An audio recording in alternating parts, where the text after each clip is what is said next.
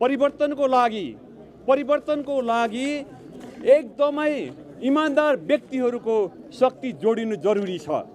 राष्ट्रिय स्वतन्त्र पार्टी परिवर्तनको लागि इमानदार व्यक्तिहरू जोडिएको एउटा स्वतन्त्र रूपमा एकदमै स्वैच्छिक रूपमा राम्रा व्यक्तिहरू जोडिएको पार्टी हो।